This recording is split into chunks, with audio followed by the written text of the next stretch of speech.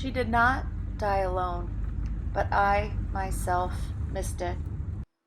It was one of those long, languid hospital deaths, where time becomes embodied in breaths which only get slower.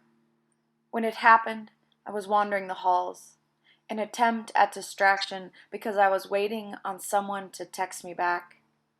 Watching over the surface of my phone the way a sailor lost at sea scrupulously scans the horizon, always on the lookout, deciphering the reflections and refractions of light which could indicate some arrival, a visitation, an answer.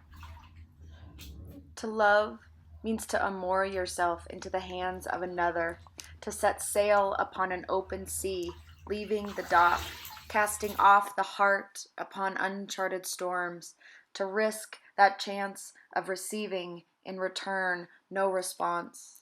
In our contemporary milieu, they call this ghosting, or, as it occurs to me, standing under stark fluorescent hospital lights, they also call it dying. Either way, I learn one of grief's harshest lessons, the gratitude for that which no longer responds. Walking back into the hospital room, it takes me some time to notice the eagle feather which someone has placed on her chest no longer heaves softly up and down. As a citizen of the Duwamish tribe, and in accordance with her nation's traditions, those of us left behind are, for one whole year, not to speak the name of the dead. But I, in mourning, desire nothing more than to say her name, to pull air up from my lungs into the back of my throat, gliding through the articulations and ticks of the tongue against teeth, which would incantate her into existence in order for me to beg and to supplicate for a response to such a vast sea of unquenchable grief. As we sit beside her hospital bed, I am softly told that within the indigenous culture of her tribe, to speak the name of the dead is to tie down parts of their soul to earthly constraints. I hold so tightly onto that which so kindly asks me to let go. I hold so tightly onto that which so kindly asks me to let go.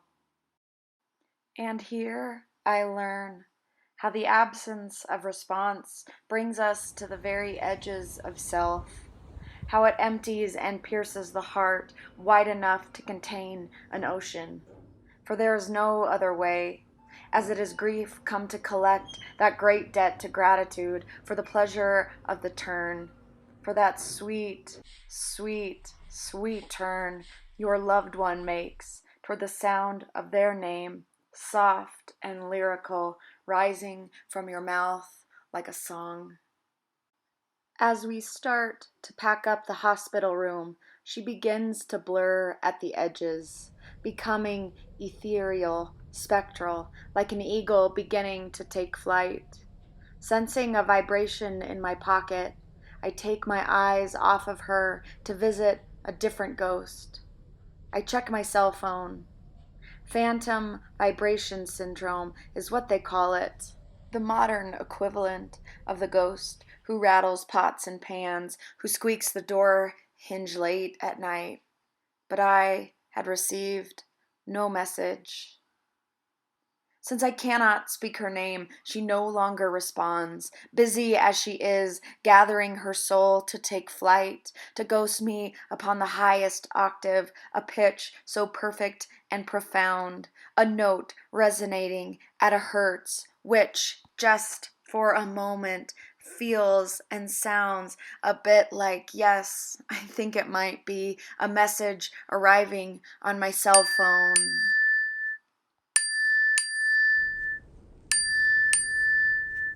It's not.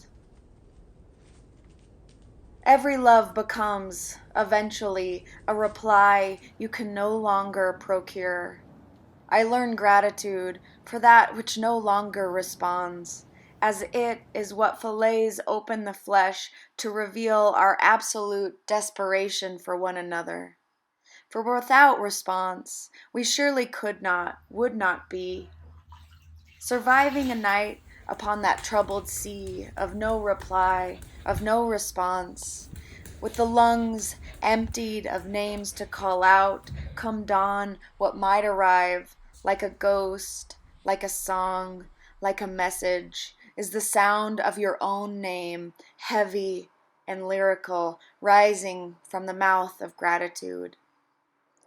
And when you are called, you must, with body and heart, turn fully toward the sound. You must respond while there is yet still time. While there is yet still time.